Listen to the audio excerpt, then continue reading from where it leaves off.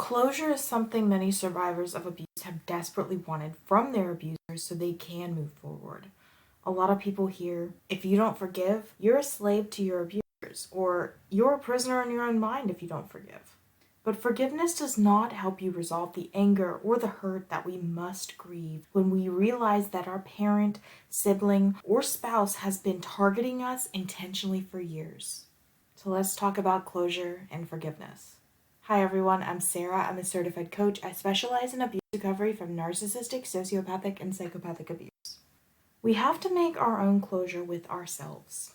We cannot wait for closure that will never happen or keep ourselves grieving for years. A lot of people believe that when we forgive, we release all anger, we have closure, and we move forward. But it's simply not the case. We unfortunately have to make our own closure with ourselves. We can't expect an abuser to come to us and say that they are sorry for everything that they've ever done and we can be a big happy family. That's not realistic and that does not happen. Or if something like that does happen, it's most likely a tactic to manipulate you back into their grasp so they can get supply from you. We cannot wait for closure that will never happen or keep ourselves grieving for years. A lot of people do believe that when we do forgive, we release all the anger, we have closure, and we move forward. But it's not how this works at all. We are often gaslit to believe this, and we are told that it's best to forgive those who have harmed us so we can be seen as the bigger person, or it's just the right thing to do, or you'll hold hatred in your heart forever.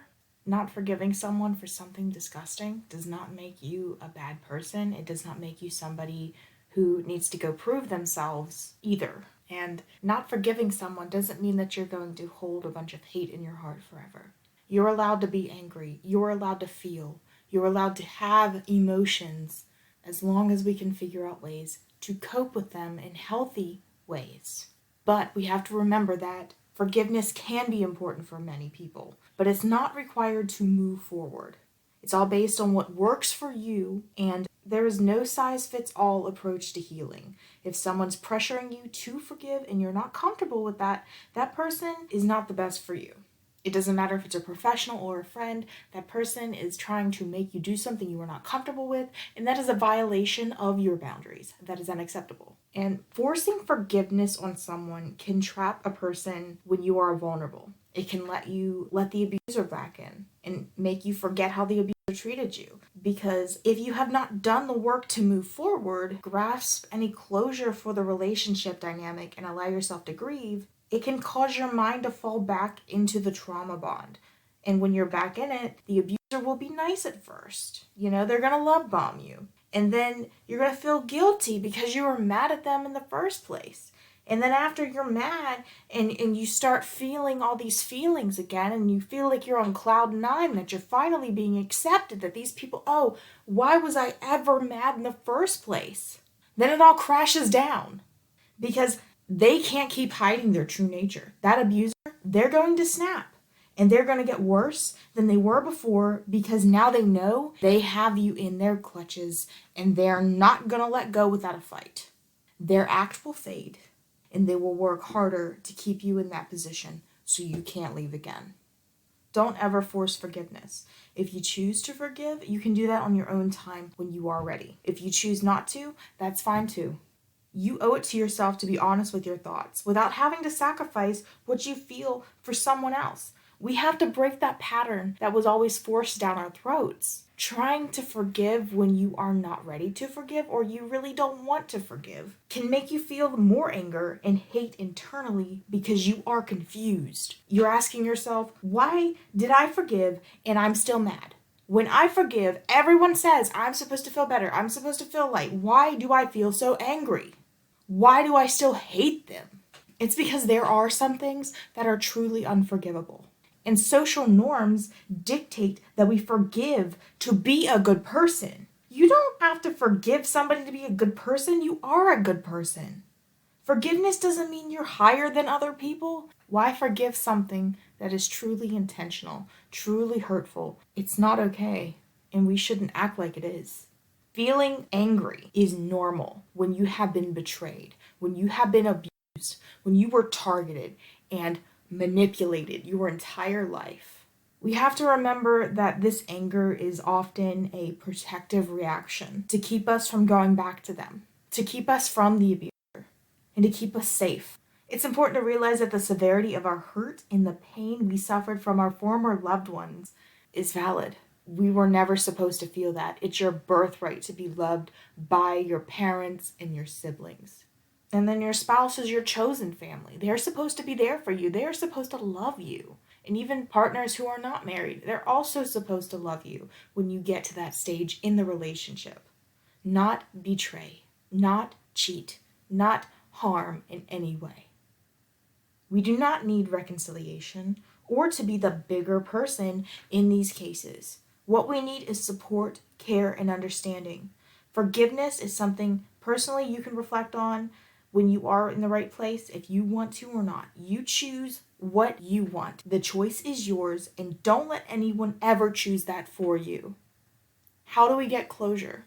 Closure is different for everyone, but it's important that you are working on yourself. We can turn this hate and anger into fuel to work on you. It can be very powerful to actually move forward with this type of fuel. Success hits different when no one is on your side. Prove them wrong. Don't let them think what they thought of you was true. Get up. Don't let them win.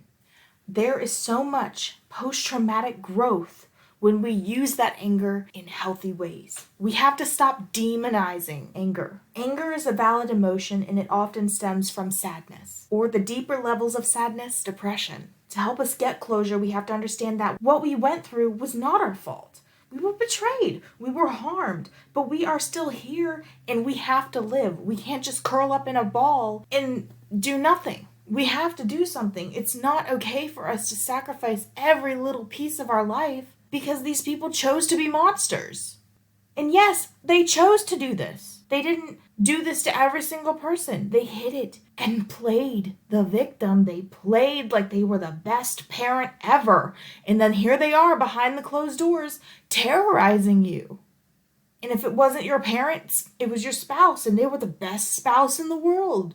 You might even have to write things online and say, I love my spouse so much. Look at all they do for me. And they become a demon behind closed doors. It's unacceptable. Some of the important things that we do have to ask ourselves is, what were some things we weren't allowed to do?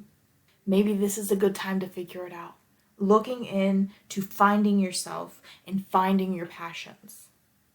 When you work on you and find your happiness in your own success, it's not only the best type of closure, but it's also the best type of revenge. The toxic abuser is miserable, and so they inflict their misery onto you so they don't have to deal with that emotion. So they don't have to deal with their own suffering. They want to put it on you because it's much easier to say, you are my problem. You are at fault. Nothing you do is right. I'm perfect. And deny their own reality. That's all they do. You have to understand that you are powerful, talented, intelligent, and have so much to offer. So they stomp on that. They stomp on those talents. They stomp on those dreams. They stomp on that potential because they don't have it themselves. We have to face our emotions and know that we're working on ourselves instead of pushing away the pain, pushing away the problems that we need to address so we can be our best self. Emotions are powerful, and toxic people often cower in the face of them. So let's break this cycle. If you like content like this, please like, share, and subscribe. I will see you next time. Stay safe.